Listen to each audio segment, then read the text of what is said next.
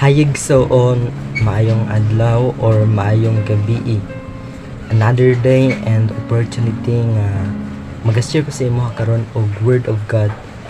I know nga kini nga video magatabang ni no sa matag usa sa ato ang kinabuhi, sa ato ang daily life, kung atong kanang ipahari ang Ginoo sa ato ang kinabuhi.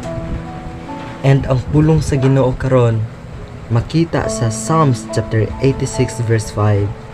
Ana ang iyang pulong, o Ginoo, maayo ka kanamo ug mapasayloon, puno ka sa gugmang walay paglubad, alang sa tanang nagampo kanimo. That's God, no? Puno siya sa kanang gugmang walay paglubad. Dili siya sama sa atoa. Kay sometimes ang ato ang human standard, no, mga luod, natay love pero dili siya kanang constantly. Natay love even sa atong families, but sa kadugayan usahay mawala ang katong love. Natay love sa atong friends, no, pero in the long run ang ato ang gugma sa atong mga friends usahay mawala. Natay love, no, sa ato ang kanang mga kaigsuunan, but sa kadugayan mawala. Mao nang atong standard about sa love.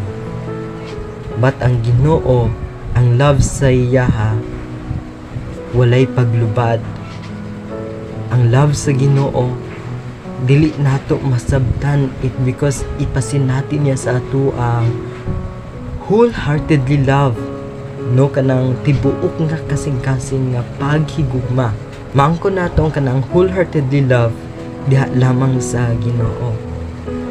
And tungod sa iyahan kanang love or ang gugma sa Ginoo, no, ma-experience nato ang atong kanang kalipay karon sa atong kinabuhi. Kay mahitungod wala pa ta niya gikuha, no, wala pa niya kanang gikuha ang atong kinabuhi, no, kay kabalo siya nga napatay kanang gusto nga buhaton himuon ining kalibutana.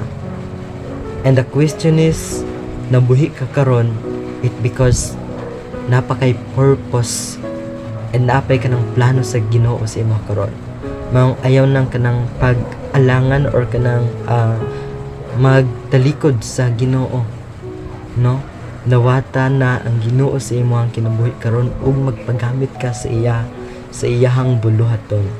I know nga mabuhat nimo na it because sa grasya sa Ginoo makahayan nimo ang tanan. Walay imposible sa Ginoo. But with God, nothing will be impossible, no? Puro posible sa Ginoo.